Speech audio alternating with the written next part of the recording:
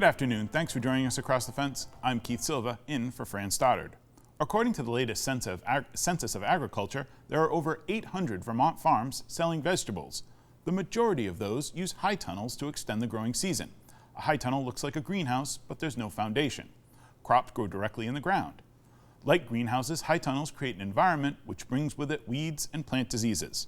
One method farmers are using to overcome these difficulties is soil steaming, which is what I found when I visited a vegetable grower in Addison County. The growing season is heating up at Singing Cedars Farmstead in Orwell. Today we're soil steaming. Yeah, so there's a white side and a black side. The white side's going to be on the top now. Got it. Becky Madden runs the farm with her husband Scott. She also works for UVM Extension as a vegetable nutrient management specialist. We have 8 high tunnels, 3 of which have heat in them, so I guess technically they'd be considered a greenhouse to some degree. High tunnels generally mean you're growing in the soil in an unheated structure. And because we're organic, we grow in the soil and with organic systems. All summer, these high tunnels have been stuffed with tomato plants that stretch from floor to ceiling. Fall means the tomatoes are out and the winter greens are in.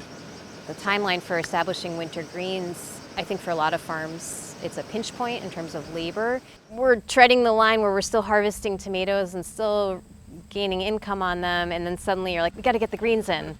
This tunnel was full of tomatoes, and today it's completely ripped out, clean soil, bare soil. We'll have it planted out probably by next week. We plant spinach, lettuces, kales, all sorts of different yummy winter vegetables. Around the same time we do that though, chickweed, which is a winter annual weed, will germinate and outcompete a lot of our greens. And after a couple years, it's become a really big problem to the degree that I think 3 or 4 years ago we lost entire crops. It just really smothered them. You may have seen chickweed. For farmers who grow in high tunnels, it's an ever-present nuisance. It's very hard to weed. Like a lot of weeds, it pushes out a lot of seed. The seed viability is very long, and we don't do mechanical cultivation in tunnels, but it's just got a very fibrous root system and is really just challenging to pull out. Every farm's economics are different. There are a lot of factors to balance in order to stay profitable. For instance, is it worth paying someone to hand weed? Can losses be made up by the market? Soil steaming is a popular and tried and true technique for eradicating weed seeds. Madden's efforts are aimed at fine-tuning this technique for the specific purpose of growing crops in high tunnels. We completely clear everything out, try to eliminate all the vegetation, and then we'll spread out a tarp on the soil. Underneath that tarp is what's called a sock, a steam sock. It's like a fire hose. It's about 4 inches in diameter, and you run it down the length of the bed, and the tarp is secured with chains. It's tight and it inflates a little bit, and then the steam kind of hits the top of the tarp and then penetrates the soil. And if the soil moisture is perfect, that steam should evenly work its way through it. We're trying to only steam down to 2 inches, and theoretically below that, the soil biology can kind of stay intact. Soil steaming has been used by vegetable growers and at flower nurseries for years to kill weeds and pathogens in soil, but its effectiveness has not been studied in high tunnel vegetable production. This is the 3rd year of a grant Madden received from the USDA and the Vermont Department of Agriculture. So far, this project has been full steam ahead, so to speak. Yes, it works. It's not just killing chickweed and other weed seeds, it's also eliminating Pythium, which is just kind of a ubiquitous root rot fungus in the soil, so it knocks that out. Soil steaming releases nitrate, which is available nitrogen from organically bound forms, and that's been one of the huge bonuses. People are seeing a great yield bump from the steaming process. So it's basically immediately available fertilizer that in an organic system we don't tend to see that kind of burst. And because the weather's cool, day length is dropping, usually winter greens kind of peter along. So in our side-by-side trials the first year, I was like, wow, that's crazy. This bright green, lush spinach next to pokey little, Spinach. what we're used to. Yeah, we had to dial back our seeding rate after the first year because we were so used to overseeding and losing half of it to Pythium and a bunch of it to chickweed. The steam eliminates most of, if not all, the weed seeds and other disease-causing plant pathogens. The question is, what's happening to the rest of the soil? If you're killing the chickweed, what's happening to everything else? In order to answer that question, we took on this trial. Soil biology is a very hard thing to measure. I'm working with Deb Nair's lab up in plant and soil science. Becky Madden came to me one day and she was describing her interest in using steaming for weed seeds. I informed her, this is really not a very novel technique necessarily. In my experience in plant pathology, I know that greenhouse industry has been using this for decades. What we realized was really novel was how it's being applied in this case, in terms of going with the high tunnels, because they have soil that's there all the time. And so they have to have some way to manage it. And you want to do it a way you don't have to use chemicals. Rachel Elliott is an undergraduate working in Nair's lab. Her job is to test Madden's soil samples and record the results. And this machine shoots a little laser through the middle to take the readings. The color blue on this chart indicates microbial activity. The darker the blue, the more activity. A good sign that matches Nair's hypothesis. We see changes, so it's as I predicted, but it's not a detrimental thing. It's a short-lived, it's kind of as I would expect. I think it has promise here for use in Vermont. The use of high tunnels on vegetable farms in Vermont and in the Northeast has become more and more widespread as farmers look to extend the growing season by planting high-value winter greens. We have 8 tunnels now, we're building 2 more.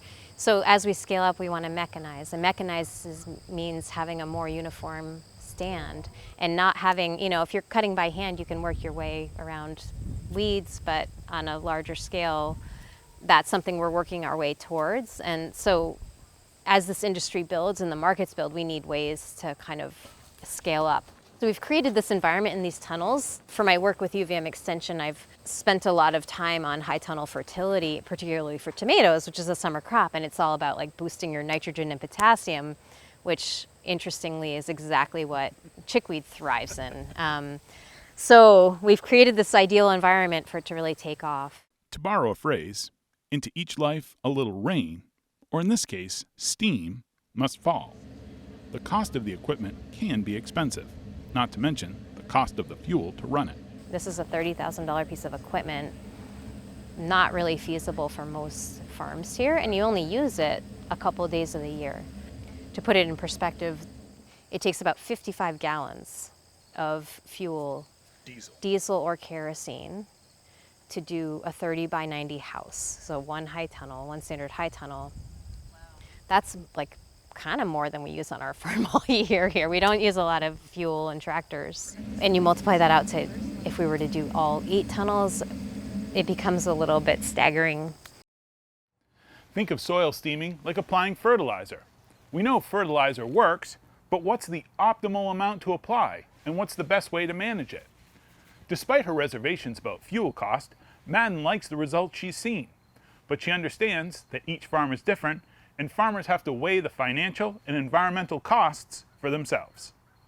I think our job at UVM is to kind of spend the time doing the research, but also connecting with the other people doing this. It's funny, sometimes with Extension, I think that's what we're doing, is taking farmers' questions, researching them, coming up with data, and then as we present the data, they're like, well, yeah, I mean, that's what I've observed. I love talking to farmers. They're the ones that really generate my research ideas, because I say, what are your main problems? What are you struggling with? My ideal research project is one that you learn some basic biology, but you have an application. So there's always that application that fits very much with the Outreach Land Grant mission. They tell me their stories, which I think of as anecdotal information. And so I feel like my role is to try to understand how and why that happens, and if that's a general thing, but that's the science part, is learning how and why. As high tunnels continue to rise in Vermont, so too will the challenges they present. The same can be said for the researchers from UVM who will have to rise to meet those challenges.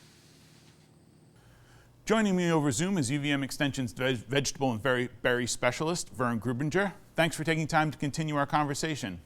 Glad to be here. Thank you.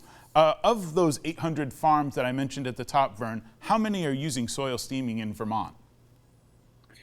Oh, it's only a small fraction of the growers that have high tunnels. I'd say the vast majority of those farms have high tunnels, but the steaming is really most useful for those that are doing winter growing of greens like spinach, and that they also have a serious chickweed problem, because that's the primary motivation for steaming. Right. From our story, it appears soil steaming works. Why isn't it more widespread in Vermont and in the Northeast overall? Well, one reason, of course, as we just mentioned, it's not all farmers that are growing winter greens, although it's becoming more popular. And also, until you've been growing for several years and you start to get a serious chickweed problem, which seems to happen on most of those farms, it really isn't worth the expense of steaming. And steaming isn't something that has to happen every year. Once the chickweed is killed, you don't need it to necessarily steam every year. It's maybe every few years sort of thing? That's probably the case on most farms. Some of the research that's going on now is helping us to better understand that. Obviously, if you have a really intense chickweed problem and lots of seeds in the soil, it may require more frequent steaming. But once that population is controlled and isn't allowed to go to seed, then the weed seed bank is going to really decline in the soil, reducing the need for steaming. Well, Vern, thank you very much. To learn more about soil steaming and other topics of concern to Vermont vegetable growers, visit UVM Extension Horticulture, the website on your screen. I want to thank everyone here at WCX for making this program possible, and as always, thank you for stopping by Across the Fence.